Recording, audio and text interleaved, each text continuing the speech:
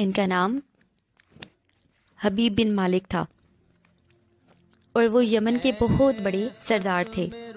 ابو جہل نے پیغام بھیجا کہ محمد مصطفیٰ صلی اللہ علیہ وآلہ وسلم فلاں تاریخ کو چاند کے 2 ٹکڑے کریں گے، تو حبیب تم یہاں آ جاؤ اور چاند کو دیکھنا کہ وہ 2 ٹکڑے ہوتا ہے یا نہیں۔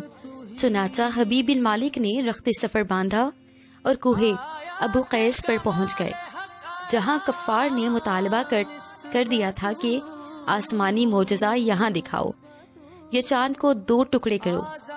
میرے آقا محمد مصطفیٰ صلی اللہ علیہ وآلہ وسلم تشریف لائے، چاند کو 2 ٹکڑے کیا اور واپس تشریف لے گئے۔ خصائص الکبریٰ میں موجود ہے کہ چاند تقریباً 2 گھنٹے یا 1.5 گھنٹے تک 2 ٹکڑے رہا۔ حبیب بن مالک یہ دیکھ کر حضور اکرم صلی اللہ علیہ وآلہ وسلم کی خدمت میں حاضر ہوئے اور بولے، یہ سب تو ٹھیک ہے، لیکن بتائیں میرے دل کو کیا دکھ ہے؟ آپ صلی اللہ علیہ وآلہ وسلم نے فرمایا، حبیب تیری ایک ہی بیٹی ہے جس کا نام ستیحہ ہے، جو نہ دیکھ سکتی ہے، نہ بول سکتی ہے، نہ سن سکتی ہے، نہ چل سکتی ہے۔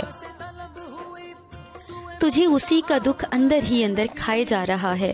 حبیب جاؤ، خوش ہو جاؤ، اللہ تعالیٰ نے تیری اس بیٹی کی تمام خرابیوں کو ٹھیک کر کے اسے شفا بخش دی ہے۔ حبیب یہ سنتے ہی دوڑ کر اپنے گھر آئے تو ان کی بیٹی ستیحہ نے کلمہ طیبہ پڑھ کر دروازہ کھولا۔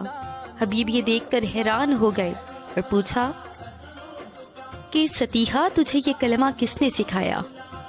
تو اس نے حضور اکرم صلی اللہ علیہ وآلہ وسلم کا حلیہ ہو بہو بیان کیا اور فرمایا کہ ابا جان وہ آئے تھے، انہوں نے مجھے زیارت بخشی، میں نے انہیں اپنی آنکھوں سے دیکھا اور دعا فرمائی اور مجھے کلمہ طیبہ پڑھا کر حبیب واپس گئے اور کلمہ طیبہ پڑھ کر مسلمان ہو کے چل سکے۔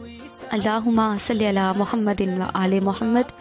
ہماری جانیں بھی محمد مصطفیٰ کے لیے، ہماری زندگی بھی محمد مصطفیٰ کے لیے۔ اللہ پاک ہمیں توفیق دے کہ ہم اپنی زندگی صرف محمد مصطفیٰ کے نقشے قدم پہ چلائیں، اور ہم مریں بھی تو صرف ان کے لیے اور ان کے دیدار سے مشرف ہو پائیں۔ آمین یا رب العالمین۔